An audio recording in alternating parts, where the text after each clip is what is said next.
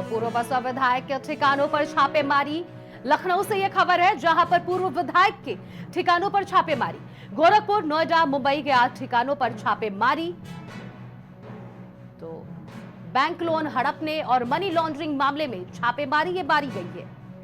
तो bank loan से जुड़ा हुआ ये मामला है। 14 बैंकों के कंसोर्टियम से लिया गया था ये बैंक लोन।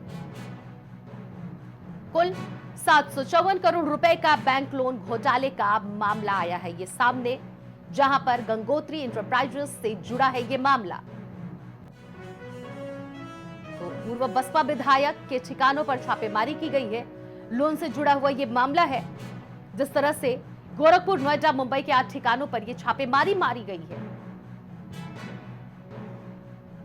बैंक लोन हड़पने और मनी लॉन्ड्रिंग मामले में छापेमारी की गई है।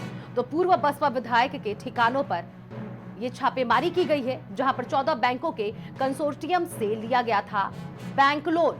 ये बैंक लोन से जुड़ा हुआ मामला है। आपको हम बता दें, कुल 754 करोड़ रुपए का बैंक लोन घोटाले का मामला सामने आया है। पूर्व बसपा विधायक से जुड़ा हुआ गंगोत्री इंटरप्राइजेस से ये जुड़ा मामला है।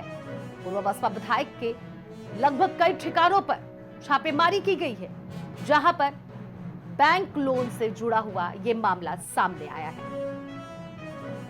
जिला पंचायत सदस्य के घर ईडी की छापेमारी। महाराजगंज से यह खबर है, जहां पर ईडी की छापेमारी की गई है। दीपक पांडे के घर छापेमारी होने से मचा है हड़कंप इलाके में। दीपक पांडे से ईडी की लगातार पूछताछ जारी है।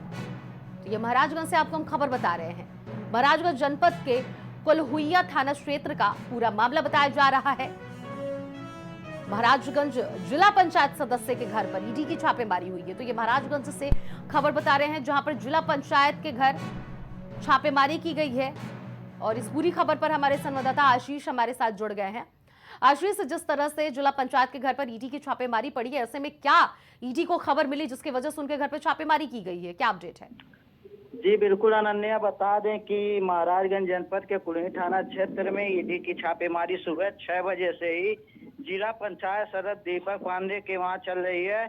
सूत्रों के मिली जानकारी के अनुसार बताया जा रहा है कि गोमती रिवर फ्रंट में जो फ्रॉड हुआ था एक बैंक घोटाले में 11,000 करोड़ का पूरा मामला बताया जा रहा है, जो गोरखपुर के निवासी पूर्व मंत्री हरिशंकर तिवारी के सगे रिश्तेदार हैं दीपक पांडे, रिपू पांडे, उसके जुड़े हुए तार होने के कारण इनके घर पे सुबह से ही ईडी की छापेमारी चल रही है। जी बिल्कुल आशीष, तो कहीं ना कहीं हरिशंकर तिवारी से जुड़ा हुआ ये मामला है, उनके रिलेशन उनसे इनसे जुड़े हुए, इसलिए इनके घर पे छापेमारी की जा रही है। ऐसे में इनकी क्या भूमिका रही होगी? सिर्फ और सिर्फ नाते रिश्ते जुड़ने की वजह से ईडी की छापेमारी है या फिर और भी कोई वजह है?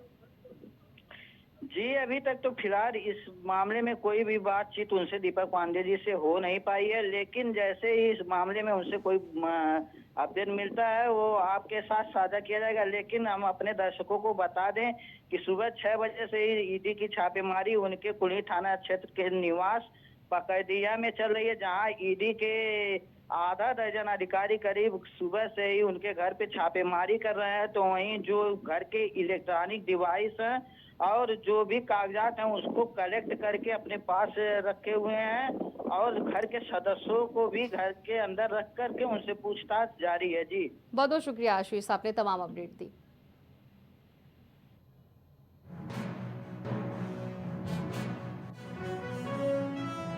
तो वक्फ बोर्ड संशोधन कानून 2025 से जुड़ा मामला, सुप्रीम कोर्ट में याचिकाओं के दायर होने का सिलसिला जारी। तो विपक्ष सुप्रीम कोर्ट का दरवाजा खटखटा रहा है। वक्फ बिल संशोधन की वजह से अब केरल जमीयतुल उलेमा ने दायर की है याचिका, समानता के मौलिक अधिकारों के उल्लंघन का आरोप। तो ये सुप्रीम कोर्ट में विपक्ष दरवाजा खटखटा रहा है सुप्रीम कोर्ट का। मुस्लिम समुदाय को संपत्ति से वंचित किया जाएगा। तो भारतीय जनता पार्टी पर विपक्ष तंज कसते हुए नजर आ रहा है। तो ये वक्फ बोर्ड से जुड़ी हुई आपको बड़ी खबर बता रहे हैं हम।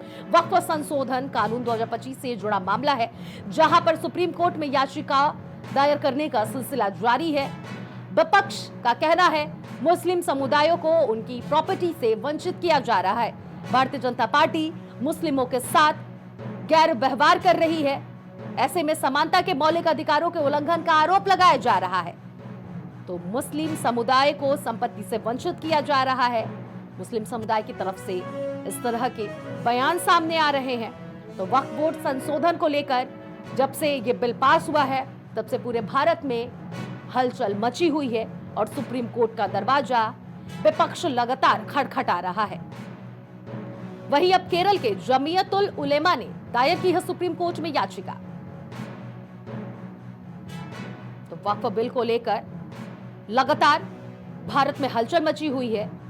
जब से ये बिल पास हुआ है तब से मुस्लिम समुदाय या फिर यूं कहा जाए विपक्ष में हलचल देखने को मिल रही है। वहीं इस पूरी खबर पर हमारे संवाददाता राजेश हमारे साथ जुड़ गए हैं। राजेश, जिस तरह से सुप्रीम कोर्ट की में याचिका लगातार विपक्ष दायर करवा रहा है, ऐसे में अगर बात कही जाए तो केरल के जमीयतुल उलेमा ने एक बार फिर से उन्होंने अब दायर करवाई है याचिका। क्या अपडेट है आपके पास?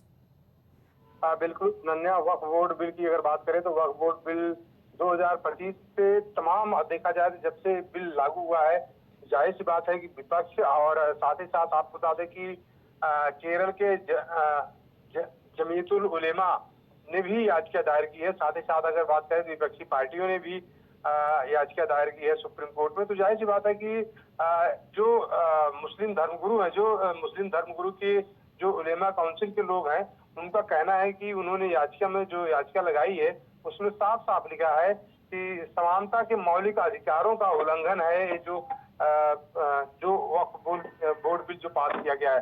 साथ ही साथ मुस्लिम समुदाय को उनकी संपत्तियों से वंचित कर दिया जाएगा। तो जाहिर सी बात है ऐसे तमाम आरोप जो है लगाकर याचिकाएं दायर की गई हैं विपक्षी पार्टियों की तरफ से। साथ ही साथ आप बता दें कि जो मुस्लिम धर्मगुरु या और जो अल्पसंख्यक के लोग हैं उनकी तरफ से जो याचिका दायर की गई है। एक चीज और बता दें कि याचिका में ये भी कहा गया है कि संविधान के अनुच्छेद 25 में, यानी जो अनुच्छेद 25 है, इसमें धर्म के पालन करने का अधिकार लिखा हुआ है, लेकिन इस समय धर्म के पालन का जो अधिकार है उसका उल्लंघन सरकार कर रही है। ये आरोप जो है उलेमा काउंसिल के और साथ ही साथ आप बता दें कि सभी विपक्षी पार्टियां ने कह रही हैं। बिल्कुल राजेश, और अगर देखा जाए तो कई वैसे मुस्लिम समुदाय हैं जो ये वक्फ बिल में जो संशोधन हुआ है उसको लेकर हर्षोल्लास के साथ खुशी भी नजर आ रहे हैं और खुशी मना भी रहे हैं, अपनी खुशी को जाहिर भी कर रहे हैं। ऐसे में एक समुदाय इसका विरोध कर रहा है तो दूसरा समुदाय इसके पक्ष में खड़ा है। ऐसे में इससे जुड़ी हुई कोई अपडेट? देखिए, जिस तरीके से वक्फ बोर्ड बिल जो आया है इस पर लगातार विपक्ष की तरफ से और जो मुस्लिम धर्मगुरुओं हैं उनकी तरफ से सुप्रीम कोर्ट में अभी तक 6 याचिकाएं अभी तक लगाई गई हैं।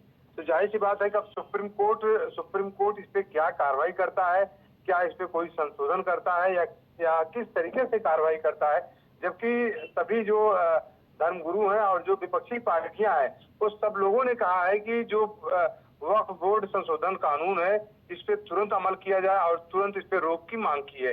वहीं केरल के जो सुन्नी इस्लामिक स्कॉलर्स हैं, मौलवी हैं, जो उसके प्रमुख हैं जमीयतुल उलेमा के, वो सारे लोग इसकी मांग की है और सुप्रीम कोर्ट का दरवाजा खटखटाए हैं कि जो बिल कानून लाया गया है उसको तुरंत तत्काल प्रभाव से रोका जाए। बहुत बहुत शुक्रिया राजेश, अपने तमाम अपडेट